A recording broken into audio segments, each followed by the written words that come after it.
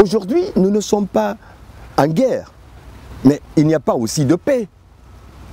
Ceux-là qu'on tue, ceux qu'on attaque, ceux dont les boutiques sont cassées, souvent ils ne connaissent même pas ces leaders. Ils n'ont jamais eu la chance et le privilège de saluer ces leaders. Ces leaders-là ne savent même pas où ils sont, qu'est-ce qu'ils mangent, où ils dorment, est-ce qu'ils ont des enfants et est-ce qu'ils n'ont pas d'enfants. Écoutez, il ne faut pas qu'on nous mette dans le fanatisme politique. Nous avons des traditions, nous avons des valeurs. Ce sont des traditions et des valeurs de respect de soi et de l'autre, d'écoute. Ils sont tous éloquents, ils savent tous bien parler. Ce sont de très bons cadres. Ça, je le dis. Écoutez, vous savez, en politique, il y a ce qu'on appelle la diversion. C'est de la diversion politique. Chaque fois qu'on a demandé ça, on nous accorde ça. On demande autre chose, on nous accorde ça. Et pousser le pouvoir jusqu'au pied du mur. C'est aussi simple que ça. C'est discréditer le président de la République. Les marches vont entraîner quoi? Des risques de violence. Ces risques peuvent vous porter sur des blessures, des morts. Et on veut mettre ça au compte du président qui est dans son palais, au compte des forces de l'ordre.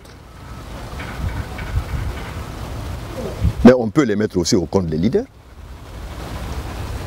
qui ont soit une responsabilité directe ou une responsabilité indirecte. Écoutez, on est tous des musulmans. Ceux qui ne le sont pas sont des croyants, ils sont chrétiens, ils sont catholiques. C'est écrit dans le Coran que le fitina dort. Fitina dort. Celui qui réveille le fitina, Dieu le maudit. Ça, c'est pas M. Konaté qui le dit. Parce que moi, je ne peux pas dire ça. Mais c'est dans le Coran. Le fitina dort. Celui qui réveille le fitina, Dieu le maudit. Et il est dit que ce que Allah subhanahu wa ta'ala aime au-delà de tout, mais alors ce qu'il aime au-delà de tout, en plus de notre adoration, chacun est libre de l'adorer ou de ne pas l'adorer, mais ce qu'il aime au-dessus de tout, au-delà de tout, c'est qu'il nous a fait différents les uns des autres. Il a fait des blancs, il a fait des jaunes, il a fait des noirs, il a fait des rouges, race jaune, race noire, race rouge, race blanche. Mais nous qui sommes en Guinée, nous qui sommes les enfants de Guinée, nous qui avions aujourd'hui la responsabilité de la Guinée, il nous a fait Peul, il nous a fait Malinké, il nous a fait Soussou, il nous a fait Guerzé, Thomas, Kissien, Lélé, Baga, Mikifori, Nalou, Landouma, Konyagi, Bassari. Il nous a fait Diakanké, etc., etc. Mais il dit que ce qu'il aime au-dessus de tout, au-delà de tout, c'est la fraternité entre ces créatures. Voilà ce qu'il aime. Et c'est pourquoi on dit Ashadan la ilaha illallah, Ashadan Muhammad Rasulullah. Tous ceux qui disent cela, le prophète Mohammed a dit, sont tous des frères. Il n'a pas dit, quand le malinké parle malinké, celui qui parle malinké à un malinké est son frère. Non.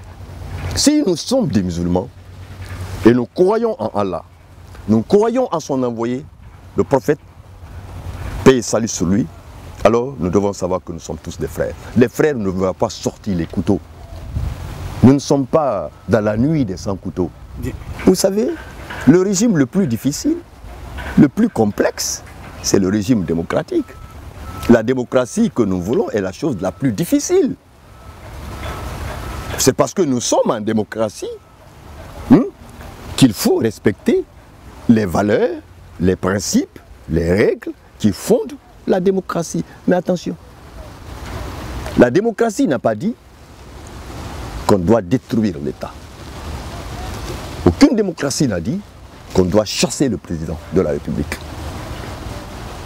Aucune démocratie n'a dit qu'on doit instaurer le terrorisme à Conakry. Parce qu'il y a un terrorisme politique qui ne dit pas son nom à Conakry. Dès 19h, 20h, les gens sont enfermés dans leur maison. Personne n'ose plus sortir. Mais au nom de quoi? Au nom de quoi? Ton fils ne doit pas aller à l'école, pourquoi? Au nom de quoi mon épouse ne doit pas aller au marché? Au nom de quoi sa maman ne doit pas aller faire le marché? Au nom de quoi? Pour qui? Pour qui? Écoutez, moi ce que je peux dire à mes frères, que je respecte, c'est leur demander, à cause d'Allah, à cause du prophète. Je sais qu'ils sont des musulmans pratiquants. Tous prient tous les jours, je le sais. Nous avons souvent prié ensemble. Qu'ils acceptent de venir dans une salle et qu'ils disent qu'ils sont d'accord, ils sont libres, ou qu'ils disent qu'ils ne sont pas d'accord, ils sont libres, mais dans une salle. Que des Guinéens s'asseyent, se regardent, les yeux dans les yeux, comme on le dit, et que chacun dise ce qu'il pense de bon et de bien pour la Guinée.